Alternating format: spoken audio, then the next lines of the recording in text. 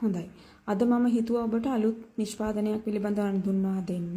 අපේ රටේ බහුලව වැවෙන පළතුරක් තමයි අඹ කියලා කියන්නේ. අඹ වර්ග විශාල ප්‍රමාණයක් ලංකාවේ වැවෙනවා විවිධ වර්ගවල.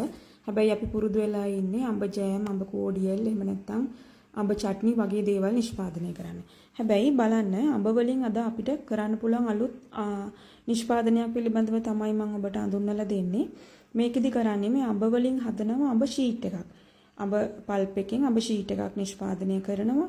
මේ අඹ ෂීට් එක අපිට පුළුවන් සෑන්ඩ්විච් වර්ග එහෙමත් නැත්නම් බර්ගර් වර්ග සඳහා පාවිච්චි කරන්න.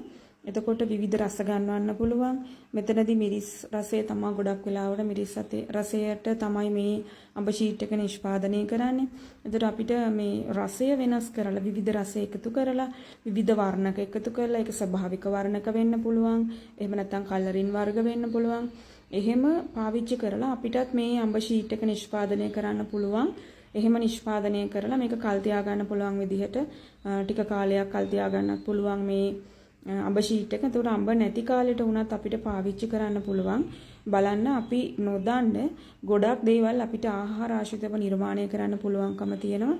ඉතින් මේ පහසුකම් මේ කරන දේවල් අපිට හැම දෙයක්ම අපේ ගෙදර ගේ ඇතුලේදී කරගන්න පුළුවන් දේවල්.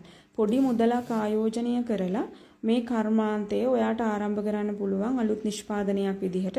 ආහාර ආශ්‍රිත නිෂ්පාදන කර්මාන්ත කරන්න බලාපොරොත්තු වෙන කෙනෙක් නම් කැමති වෙන කෙනෙක් නම් ඔබ අපි හැමදාම ගන්න එකම જાතියේ නිෂ්පාදන ප්‍රමාණයට ලඝු වෙන්නේ නැතුව මෙන්න මේ වගේ අලුත් නිෂ්පාදන කරලා ඔබට වෙළඳපොලේ හොඳ නමක් හදාගන්න පුළුවන් හොඳ හැකියාවක් තියෙනවා. මේ සඳහා ඇසුරුමක් පාවිච්චි කරලා අලංකාරව මේ නිෂ්පාදන අලෙවි කිරීම තුළින් ආදායම් මාර්ගයක් හදාගන්න පුළුවන්.